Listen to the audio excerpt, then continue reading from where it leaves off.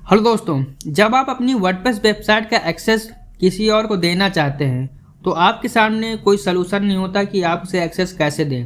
आपके दिमाग में आता है कि यदि मैं उसको एक्सेस दे देता हूं वर्डप्रेस और ईमेल और पासवर्ड के जरिए तो कहीं मेरी वेबसाइट गड़बड़ ना हो जाए या फिर वो हैक ना कर ले वगैरह वगैरह जो है दिमाग में ख्याल आता है। तो उन सबसे बचने के लिए दो तीन सोल्यूशन है सिंपल, जैसे कि एनीडेक्स हो गया और टीम व्यूअर हो गया। तो एनीडेक्स और टीम व्यूअर यूज करने का ड्रॉबैक ये है कि जैसे आप उसे उसके जरिए एक्सेस देते हैं, आपको क्या होता है कि आपको भी अपने सिस्टम को ओपन करके रखना पड़ता है और उसमें इंटरनेट कनेक्ट करके रखना पड़ता है, तभी सामने वाला यूजर आपकी वेबसाइट में वर्क कर पाएगा। ठीक है, तो ये थोड़ा सा सोल्यूशन सही नहीं होता है। तो दूसरा सोल्यूशन ये है कि आप अपनी वेबसाइट का एक टेम्परेरी यूआरएल क्रिएट कर सकते हैं जिसके जरिए जो है वह यूजर आपकी वेबसाइट को एक्सेस कर सके। तो आप एक टेम्परेरी यूआरएल कैसे क्रिएट करेंगे वही इस वीडियो में हम जानने वाले हैं। मैं CMS कर्मा फ्रॉम सुभाष टल। चलिए इस वीडियो को शुरू करते हैं।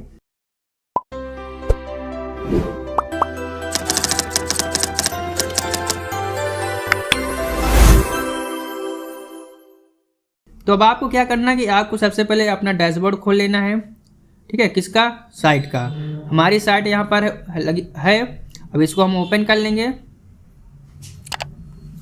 तो यहाँ पर हम लगाएंगे स्लैश और इसके आगे जो है अपना जो यूआरएल होता है वो डालेंगे, लॉगिन यूआरएल, और उसके बाद हमारा डैशबोर्ड ओपन होकर के आ जाएगा।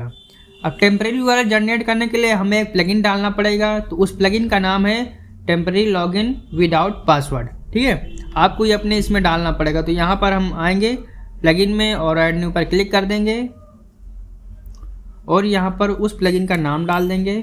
ठीक है, तो ये वाला प्लगइन है। ठीक है, आपको यहाँ से आना है गूगल में आप यदि आप गूगल पे जाएंगे और डाल देंगे टेम्परेरी लॉगिन यूआरएल जो है, यानी कि आपको ये कीवर्ड डाल देना गूगल में, टेम्परेरी लॉगिन विदाउट पासवर्ड, या फिर आपको यहाँ से कॉपी कर लेना टेक्स्ट को और वापस आना है और यहाँ पर आपको डाल देना। ठीक है, जब ऐड न्यू पर आप क्लिक कर देंगे तो आपके पास सर्च का ऑप्शन आता है।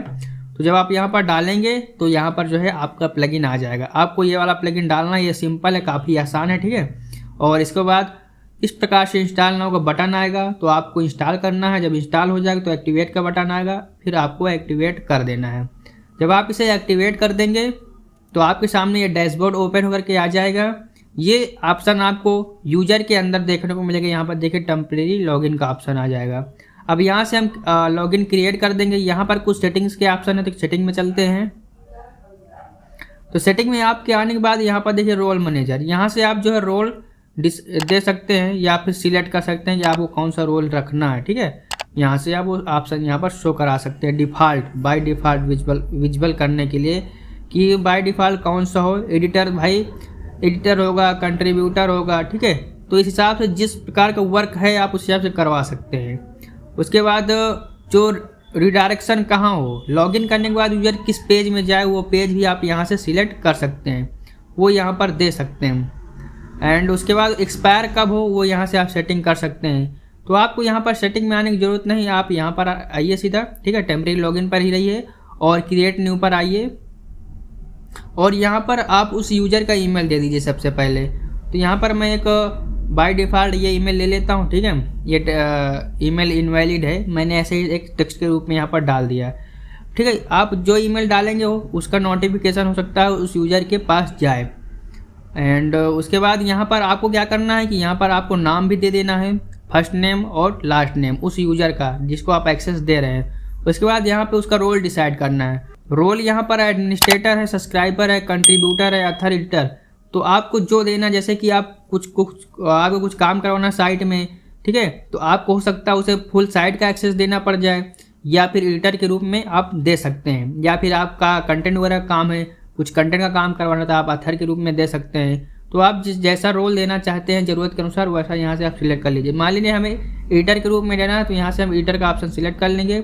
उसके बाद यूजर को हमें यदि डैशबोर्ड में रखना है कि लॉगिन करने के बाद किस पेज में जाए तो वहाँ पर ये ऑप्शन सिलेक्ट करिए। ठीक है, डैशबोर्ड में हमें भेजना है सिर्फ डैशबोर्ड ही रखना है हमें, तो यहाँ पर डैशबोर्ड में रखेंगे, या फिर किसी और पेज में भेजना है तो यहाँ से आप वो पेज सिलेक्ट कर सकते हैं। नेक्स्ट यहाँ पर ये टेम्परेरी जो लिंक है, जो लिंक जनरेट होने वाली है, इसका टाइम ड्यूरेशन क्या हो एक्सपायरी होने का। ठीक है, तो यहाँ पर जैसे ऑप्शन दे रखा है कि कस्टम डेट का भी ऑप्शन है उसके बाद अभी से यदि आप अभी ये लिंक जनरेट कर रहे हैं और चाह रहे हैं कि अभी से ही इसका टाइम स्टार्ट हो जाए, तो यहाँ पर अब आपके ऊपर डिपेंड करता है कि आप उसे किस प्रकार से एक्सेस देना चाहते हैं। आप चाहते हैं कि ये URL वर्क अभी से स्टार्ट हो जाए तो आप फ्रॉम नाउ पर ही रखिए और 1 आवर या फिर 3 आवर 1 डे जितने समय के लिए आप एक्सेस देना चाहते हैं यहाँ से आप दे सकते हैं। या फिर जब URL यूजर एक्सेस करेगा उसके बाद टाइम स्टार्ट हो तो आप यहाँ से उस प्रकार से टाइम रख सकते हैं। मान लीजिए हम 1 आवर के लिए सिलेक्ट कर देते हैं और जब यूजर एक्सेस करे तब से वो स्टार्ट हो, तो हम इसको सिलेक्ट कर लेंगे यहाँ पर। तो यहाँ पर सिलेक्ट हो गया एंड उसके बाद हमें सबमिट पर क्लिक कर देना है। यहाँ से आप लैंग्वेज भी सिलेक्ट कर सकते हैं, उसके बाद सबमिट पर क्लिक कर दीजिए। तो यहाँ पर आप देखिए एक टेम्परेरी URL जनरेट हो गया है जिसके जरिए जो है जो यूजर है वो आपका डैशबोर्ड एक्सेस कर सकता है। आपको लॉगिन ईमेल और पासवर्ड देने की ज़रूरत नहीं है। तो यहाँ से हम इस URL को कॉपी करेंगे और कॉपी करने के बाद जिस भी यूज़र को हमें देना है उसके साथ हम इसे शेयर कर सकते हैं। ये 1 घंटे बाद एक्सपायर हो जाएगा जब वो एक्सेस करेगा। तो आइए जानते हैं, इसको ओपन करते हैं। तो यहाँ पर मैं इसको क्रोम में ओपन करूँगा और चलेंगे। उसके बाद यहाँ पर हम प्राइवेट विंडो में आ जाएंगे और इसको पेस्ट करेंगे और ओपन करेंगे। तो यहाँ पर आप देख सकते हैं कि हमारा डैशबोर्ड ओपन हो रहा है। तो और यहाँ पर आप देख सकते हैं कि यहाँ पर टेम्परेरी एक्सेस का भी ऑप्शन आ गया है। तो इस प्रकार से आप इस प्लगइन की मदद से आप किसी को एक्सेस दे सकते हैं और आपकी साइट पर जो भी वर्क करवाना है वह वर्क कर सकता है काफ़ी आसानी से। ठीक है, अब हमने ये लिंक ओपन कर दिया तो इसके 1 घंटे बाद ये URL एक्सपायर हो जाएगा, उसके बाद ये ओपन नहीं होगा। ठीक है, और आप बैकएंड से भी इस URL को डीएक्टिवेट कर सकते हैं जब आपका वर्क हो जाए। तो यहाँ पर डैशबोर्ड में आएंगे और आने के बाद यहाँ पर देखिए डिसेबल का ऑप्शन है और कट का ऑप्शन है। तो आप यहाँ से भी एक्सेस फिनिश कर सकते हैं जब आपको वहाँ से काम हो जाए, या फिर आपको यहाँ से फिनिश करना हो तो आपको 1 घंटे का वेट करने की भी ज़रूरत नहीं है। तो ये प्लगइन आपके लिए काफ़ी हेल्पफुल रहेगा। ठीक है, तो उम्मीद करता हूँ ये वीडियो आपके लिए हेल्पफुल रही हो, आपको पसंद आई हो तो आप इसे लाइक ज़रूर करिएगा।